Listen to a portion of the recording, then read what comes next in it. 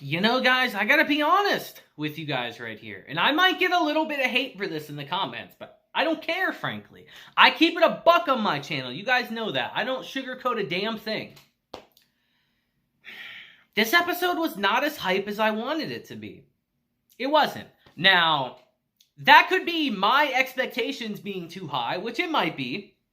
But I don't know. It didn't hit like I wanted it to. Renji's new Bankai in the manga is awesome. And aesthetically, it looks awesome still in the anime. But it just didn't have the impact I wanted it to. I don't know. I feel like we're going to start actually seeing some of the problems of the 1,000-Year Blood War pretty soon. Because there are problems. And a big one is pacing.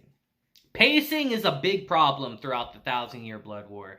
And we've already seen that in our episodes with everything going very quickly. We're moving very quickly through things. To be fair, they don't last too long in the manga, but we're going pretty quick.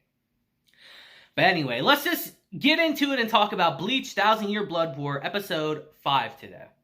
And as we jump into our episode today, we have to assess our situation as we see that 42% of the Soul Reaper's forces are still alive, but that's including the injured, with their active military strength estimated to be less than 30%. And it's here we see Mayuri actually call Shunsui and tell him flat out, you know, while you were busy sipping tea with the enemy, our forces are down to 30%, man. If you're still alive, you need to do your job, rally the troops. And as he puts him through to all the remaining squad members that are alive, he says, attention squad members, we've sent the latest map to your devices. The red symbols on the map indicate the location of the remaining barracks. Regardless of your squad, rendezvous at the nearest barracks and get your orders from a senior officer. Do not exhaust yourself by fighting alone. It's time for us to regroup. And it's here as we transition back to the fight between Kensai and Master Masculine. Their fight begins as we hear Bankai, Tekken, Takakazi. As we get another fire episode title card, actually. Bleach has been killing that. I will say that. As we see that Kensai is disgusted that Shuhei would lose to an attack of this level. And it's here, we're actually going to start learning about Kensai's pretty interesting Zanpakuto. As he punches Masculine in the gut. Pretty good hit, actually.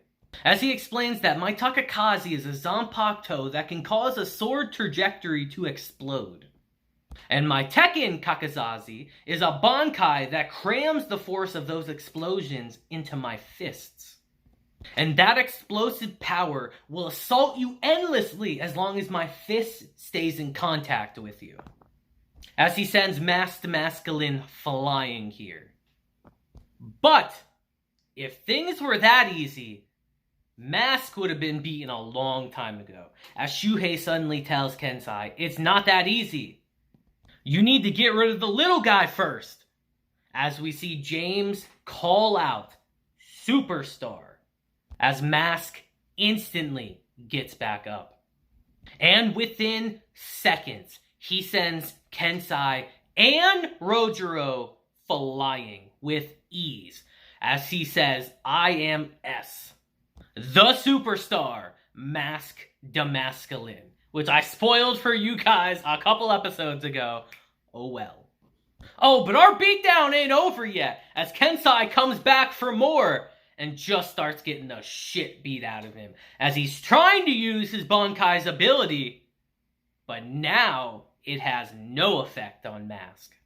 As he literally shatters Kensai's arm. And slams him into the ground. He's done. As Mask even says, you're not going to need a 10 count. You're done. But it's here in this moment.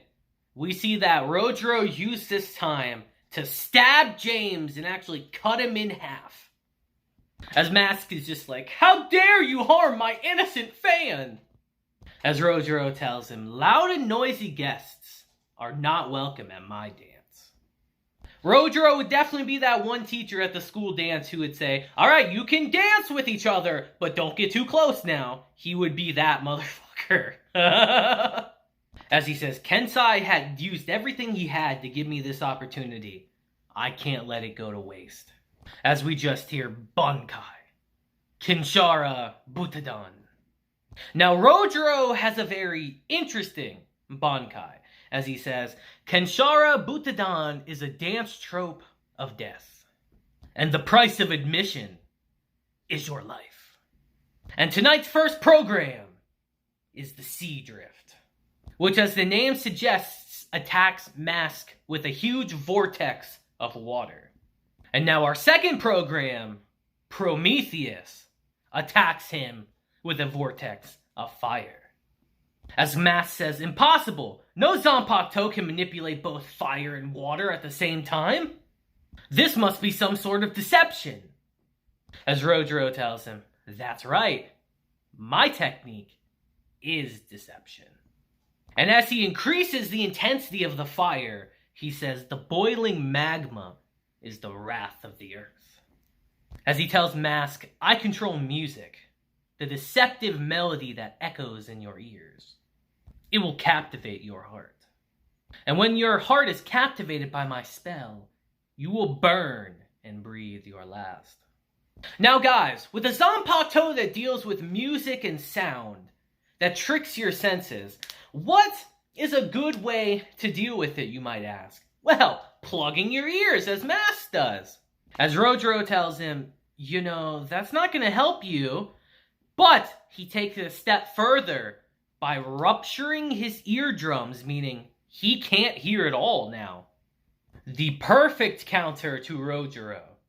As we see, he literally blows a star-shaped hole through his gut, taking him out instantly. Light work. The villain shall die by the hero's beam of light. Just absolute light work, man. It's actually embarrassing that these two are captains and they get shit on this bad. Good lord. And right as Mask is about to finish off Rogero, we see our true performer step onto the stage right here. Our boy Renji, who's playing a villain. As we see him and Rukia were the two falling stars from our previous episode, if that wasn't kind of obvious, to be honest, guys. As Renji tells her, take care of the two captains, Rukia. I'll take care of him by myself. As she tells him, understood. This guy's no match for what you are now. As Mask asks, are you sure you don't want to double team me? Villains are dirty cowards, after all. As Renji says, well, in that case, I'll fight you like a coward and defeat you. And it's here as we see that James is actually still alive. Let me explain a bit of his role in this battle to you guys. Because you see, James and Mask are linked together. As long as Mask is alive, James cannot die. So, James's role is kind of to cheer him on. And in doing so, he kind of like gives him power in a way. As he literally heals his eardrums right here because James cheered him on. James is essentially like an eternal battery for him, which is kind of wild. As Renji just immediately cuts James's head off, because fuck him, he's annoying. As Mask is like, that was dirty, you bastard! Renji's just like, yo, villains are dirty cowards after all, man. What do you want from me? As he lands a clean hit on Mask's gut and even splits his lucha mask, saying a hero of justice shouldn't hide his face like a petty thief. But it's here in this moment as we see James start to multiply, because again, he can't die, and start cheering him on. Mask gets heated, saying, how dare you scratch the soul of a masked man! As he literally undergoes his star power-up, making him look literally like fucking Nappa from Dragon Ball. As Renji asks the question we're all wondering, why does your mask change when you power up, my guy? That's kind of weird. But it's here we see this power-up is not a joke, as he sends Renji flying, saying, "You can no longer rest your hand against the wall, or keep your feet on the ground." And as he starts just bombarding Renji with fists, he says, "You will stay in the air like this forever. And you will die by the superstar's divine power," as he activates his Volsterndich. And it's here we see Mask use his ultimate move, Star Flash Supernova. And actually ends up eviscerating all the Jameses in the process. Like, what an actual idiot. But again, they will come back eventually as long as he's alive. But spoiler, he won't be for long. As we see our boy Renji is alive and kicking. And as his sword starts coiling around his body, Mask is shocked, saying, "Is Bankai supposed to change its form like that?" And it's here. It's time for a little bit of a flashback, guys, as Ichiba tells Renji, "Hihio Zabimaru." Renji, that name is a lie.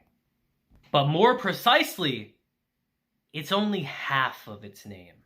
As Ichiba explains that it means this one only partially acknowledges you. As Renji can't believe it because they fought together for so long through so many battles. As he asks Ichiba, "How do you even know that, though?" As he tells him, "Because I came up with the name Zanpakuto, Shikai, and Bankai as well. I was the first to name every phenomenon in the Soul Society." As he explains to Renji that the name given to me by the Soul King is Manako Osho. It means speaking the true name. As he tells Renji, "I'm going to tell you the true name of Zabimaru's Bankai. But you must prove your strength to Zabimaru so you can summon it by that name. Right here and now." And as we transition back to our battle, we just hear Bankai. So-o Zabimaru. With his awesome appearance. His Bankai quite literally becomes an extension of himself. As even Mask realizes, that Bankai is dangerous. As Renji just flat out tells him, "Oh yeah, it is." And it's here as we see Mask charge at Renji. He just extends his arm and crushes Mask's right here. Like it's nothing. And Mask is just a little bit heated, to say the least. Saying, "I don't give a shit about justice or evil anymore. You are dead." And it's here with the utmost ease, Renji runs him through with his sword. As we see the true power of Zabimaru, Zaga Tenpo. As he quite literally eviscerates Mask. As Renji asks, "Did you burn yourself out? But that's what you wanted, right, superstar?" And this fight was over extremely quickly. Too quick, honestly.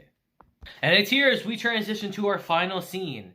Now that Yawash knows that James is dead, he actually absorbs his Quincy power back into him. Because remember, he gave them all these Quincy powers, so he's just taking it back. And when this happens, we see Yawash disappear and Jagrum appear in his place. As he tells a surprised Uryu, His Majesty is asleep, and explains that only while he sleeps can he return to being the father of Quincy's to build up his strength. And his sleep must not be interrupted.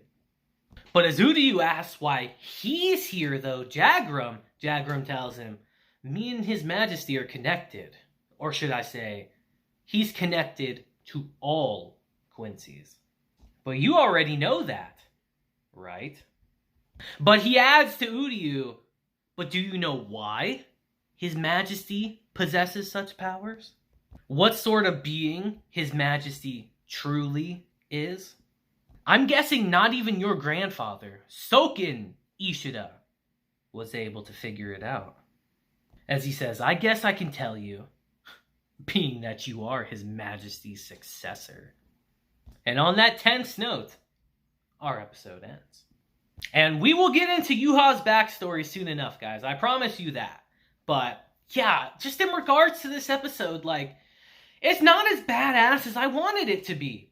And I'll tell you guys right now, I hope they don't drop the ball next week. I really hope not. Next week is a scene that I've been looking forward to for a while. And we'll have a lot to talk about next week. I'm going to tell you guys some of my complaints with the 1,000-Year Blood War next week. If it's what I believe it is, which I'm pretty damn sure it is. Trust me, we'll get into it next week.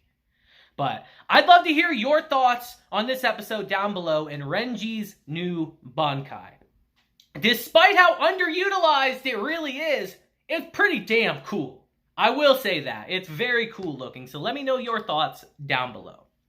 And until next time, guys, I hope you guys have a great day, week, month, and year. And until then, deuces, have a blessed day, and I will see you guys next time.